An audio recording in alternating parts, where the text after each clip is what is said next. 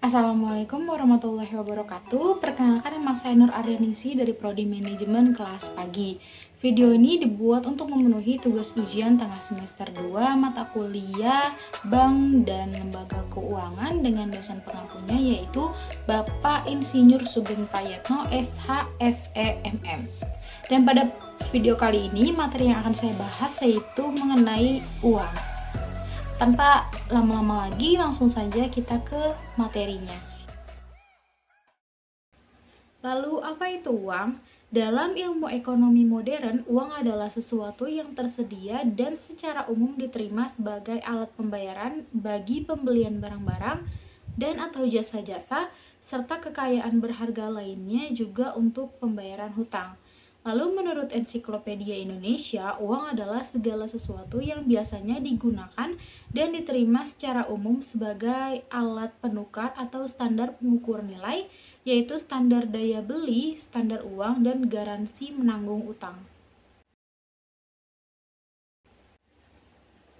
Selanjutnya kita masuk kepada sejarah uang di Indonesia. Keadaan ekonomi di Indonesia pada awal kemerdekaan ditandai dengan hiperinflasi akibat peredaran beberapa mata uang yang tidak terkendali. Sementara pemerintah Republik Indonesia belum memiliki mata uang yang tetap. Ada 3 mata uang yang dinyatakan berlaku oleh pemerintah Republik Indonesia pada tanggal 1 Oktober 1945, yaitu mata uang Jepang, mata uang Hindia Belanda, dan juga mata uang The Javas Bank.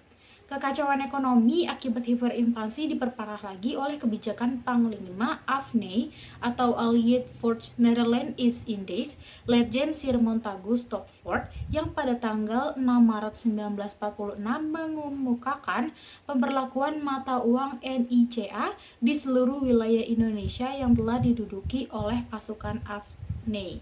Kebijakan ini diprotes keras oleh pemerintah RI karena melanggar persetujuan bahwa masing-masing pihak tidak boleh mengeluarkan mata uang baru selama belum adanya penyelesaian politik. Karena protesnya tidak ditanggapi, maka pemerintah Republik Indonesia mengeluarkan kebijakan yang melarang seluruh rakyat Indonesia menggunakan mata uang NICA sebagai alat tukar.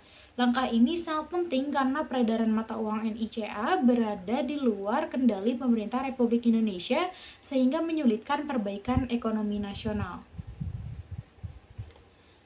Oleh karena AFNI tidak mencabut pemberlakuan mata uang NICA, maka pada tanggal 26 Oktober 1946, pemerintah Republik Indonesia memberlakukan mata uang baru yaitu ORI atau Uang Republik Indonesia sebagai alat tukar yang sah di seluruh wilayah Republik Indonesia. Sejak saat itu, mata uang Jepang, mata uang Hindia Belanda, dan mata uang The Javas Bank dinyatakan tidak berlaku lagi. Dengan demikian, hanya ada 2 mata uang yang berlaku, yaitu ORI dan juga NICA. Masing-masing mata uang hanya diakui oleh lembaga yang mengeluarkannya.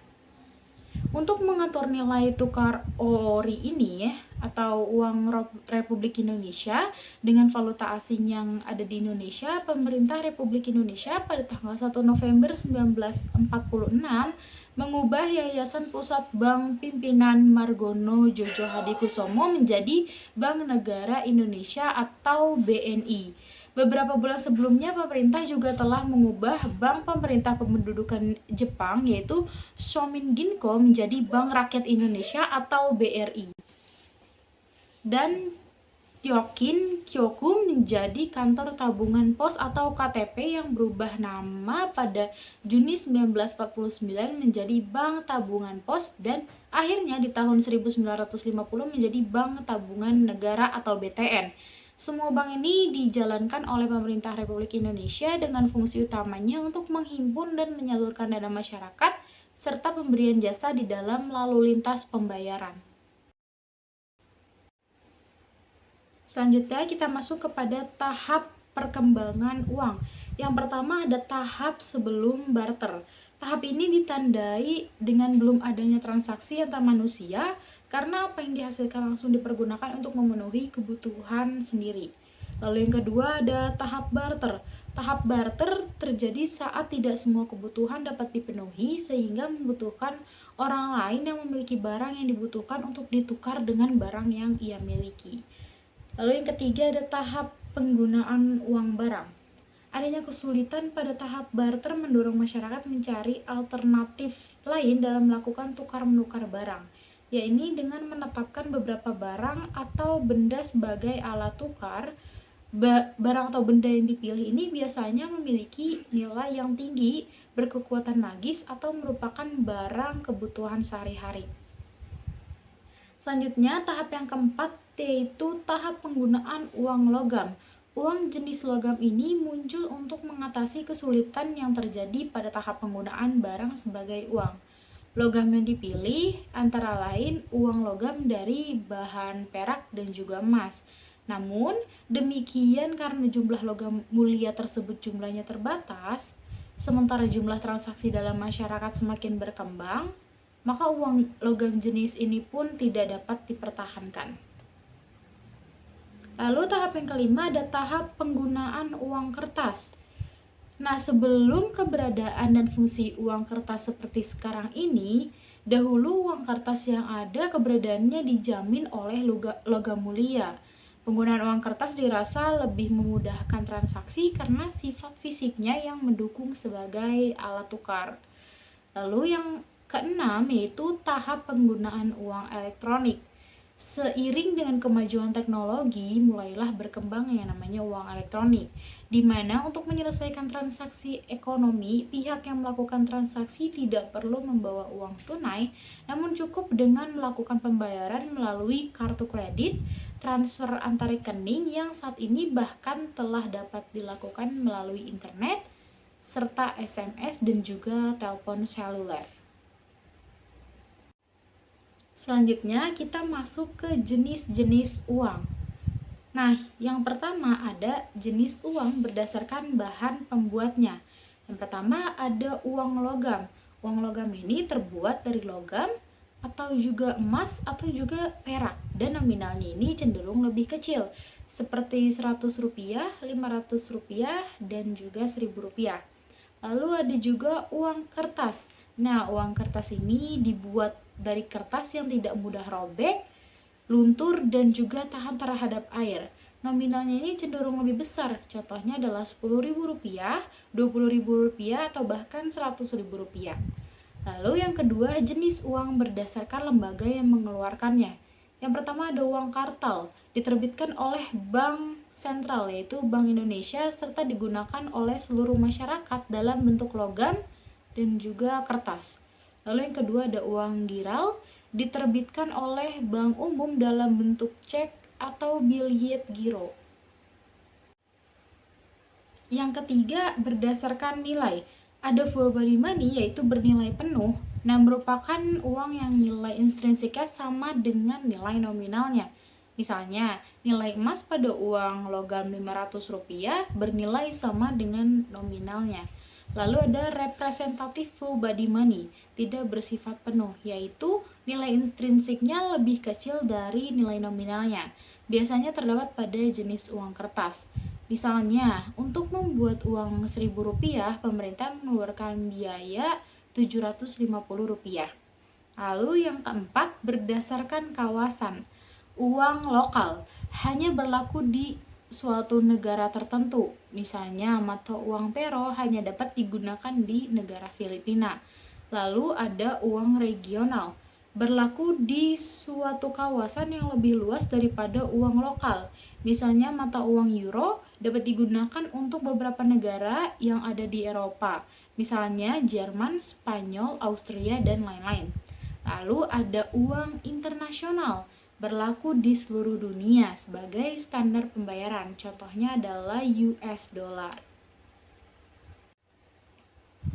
Selanjutnya kita masuk kepada fungsi-fungsi uang. Yang pertama ada fungsi asli. 1. Fungsi aslinya itu sebagai alat tukar atau medium of exchange yang dapat mempermudah pertukaran. 2. Sebagai satuan hitung atau unit of account, karena uang dapat digunakan untuk menunjukkan nilai berbagai macam barang atau jasa yang diperjualbelikan, lalu menunjukkan besaran kekayaan dan juga menghitung besar kecilnya pinjaman. Lalu yang ketiga, uang berfungsi sebagai alat penyimpan nilai atau valuta. Yang kedua ada fungsi turunan. Satu, sebagai alat pemindah kekayaan.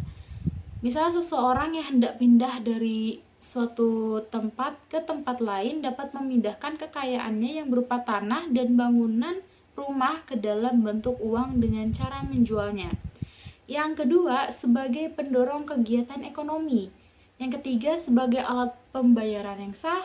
Yang keempat, sebagai alat pembayaran utang. Yang kelima, sebagai alat penimbun kekayaan. Selanjutnya kita ke teori uang. Yang pertama ada teori uang statis. Teori uang statis disebut statis karena tidak mempersoalkan perubahan nilai yang diakibatkan oleh perkembangan ekonomi. Nah, yang termasuk teori uang statis ini adalah A. Teori nominalisme, yaitu uang diterima berdasarkan nilai daya belinya. B. Teori negara, yaitu asal mula uang karena negara. Apabila negara menetapkan apa yang menjadi alat tukar dan alat bayar, maka timbullah uang. Jadi uang bernilai karena adanya kepastian dari negara berupa undang-undang pembayaran yang disahkan. Lalu yang C. Teori metalisme atau intrinsik, yaitu uang bersifat seperti barang, nilainya tidak dibuat-buat, melainkan sama dengan nilai logam yang dijadikan uang itu. Contohnya uang emas dan uang perak.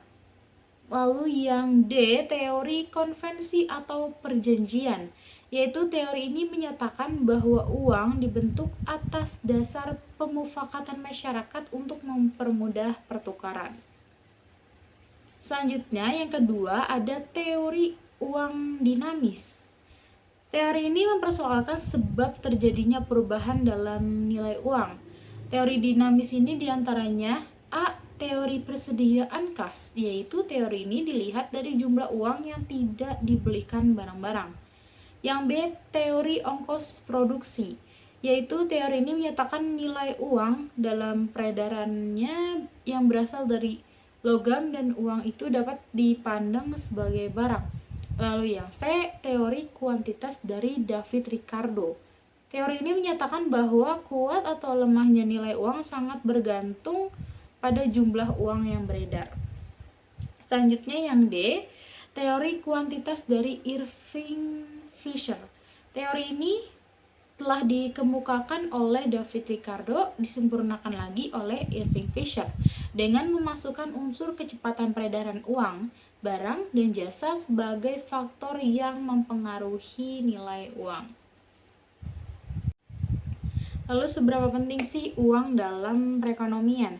Nah, berikut ada arti penting uang dalam perekonomian. Yang pertama, arti penting uang dalam produksi. Produsen memproduksi dan menjual barang dan jasanya sehingga memperoleh keuntungan dalam bentuk uang pada investasi kapitalnya. Yang kedua, arti penting uang dalam pertukaran dan konsumsi. Nah, melalui keberadaan uang yang diterima secara umum sebagai alat pertukaran barang atau jasa, maka aliran barang dan jasa dari produsen ke konsumen itu semakin lancar. Nah, kelancaran pada sistem pertukaran uang ini meningkatkan standar hidup masyarakat. Lalu yang ketiga, arti penting uang pada masyarakat. Masyarakat pada umumnya menggunakan uang untuk membeli barang-barang dan jasa-jasa, di mana ini menjamin kesediaan masyarakat dalam menukarkan uangnya dengan barang-barang dan juga jasa-jasa. Berbicara tentang uang, pastinya nih ada yang namanya kenaikan dan juga penurunan pada harga barang dan ataupun jasa. Nah, pada presentasi kali ini saya akan membahas sedikit tentang apa itu teori inflasi dan juga deflasi. Nah, yang pertama kita masuk ke inflasi.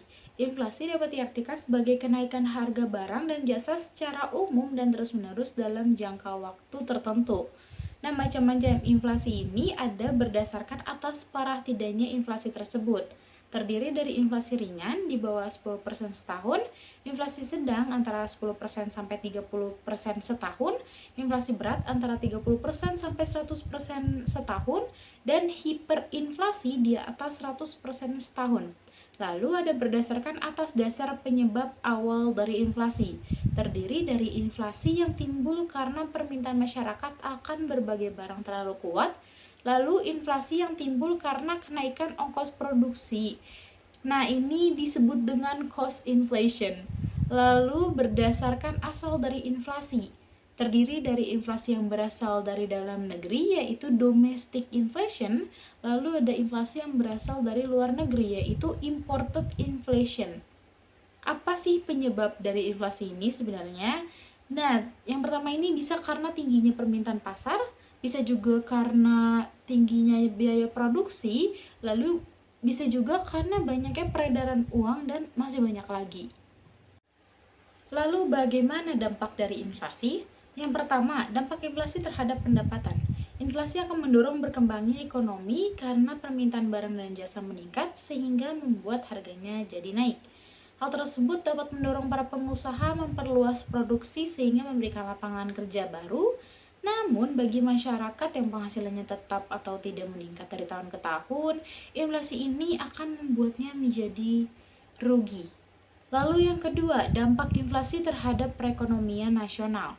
Investasi berkurang, mendorongnya tingkat bunga, mendorongnya penanaman modal yang bersifat spekulatif, menciptakan kegagalan pelaksanaan pembangunan, menciptakan ketidakpastian keadaan ekonomi pada masa yang akan datang, lalu menyebabkan daya saing produk nasional berkurang, juga menimbulkan defisit neraca pembayaran dan pada akhirnya mengakibatkan merosotnya tingkat kehidupan dan kesejahteraan masyarakat. Dan yang ketiga, dampak inflasi ini akan menurunkan minat menabung masyarakat. Yang keempat, dampak inflasi terhadap kreditur dan debitur. Saat terjadi inflasi, debitur atau orang yang berutang dengan bunga pinjaman tetap akan diuntungkan karena bunga yang ditanggungnya menurun seiring menurunnya nilai mata uang. Sementara itu, bagi kreditur atau yang meminjamkan uang, mereka akan mengalami kerugian karena nilai mata uangnya yang kelak dikembalikan lebih rendah daripada saat dipinjamkan. Selanjutnya adalah deflasi. Deflasi yakni ketika terjadi penurunan harga-harga barang dan jasa secara terus-menerus dalam jangka waktu tertentu. Menurut Otoritas Jasa Keuangan atau OJK, deflasi adalah keadaan yang menunjukkan daya beli uang meningkat dalam masa tertentu karena jumlah uang yang beredar relatif lebih kecil daripada jumlah barang dan jasa yang tersedia. Dan deflasi ini merupakan kebalikan dari inflasi. Ada pula macam-macam deflasi. Yang pertama, deflasi strategi, yaitu merupakan jenis deflasi yang terjadi karena adanya penetapan kebijakan mengenai pengendalian terhadap gejala konsumsi yang berlebihan di kalangan masyarakat.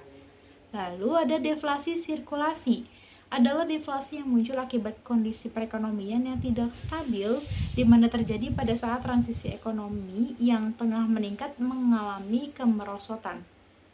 Lalu ada pula nih penyebab dari deflasi. Yang pertama, terlalu banyak barang yang sama yang diproduksi dalam satu waktu. Bisa juga disebabkan oleh penurunan permintaan dan juga bisa datang dari kebijakan pemerintah maupun bank sentral. Lalu apa sih sebenarnya dampak deflasi ini? Nah, di sini ada dampak positif dan juga dampak negatifnya. Dampak positifnya ini menguatnya nilai mata uang, lalu timbulnya kesadaran masyarakat akan pentingnya menabung untuk memenuhi kebutuhan di masa depan. Lalu juga konsumen cenderung lebih berhemat dalam berbelanja. Ada pula dampak negatifnya, yaitu menurunnya pendapatan bisnis, lalu ada juga PHK besar-besaran, lalu UMR dapat menurun, lalu investasi dan harga saham juga akan menurun. Sekian materi yang bisa saya sampaikan. Mohon maaf apabila ada salah kata, salah pengucapan, dan juga salah penulisan dalam materi. Kurang lebihnya mohon maaf. Terima kasih atas perhatiannya. Wassalamualaikum warahmatullahi wabarakatuh.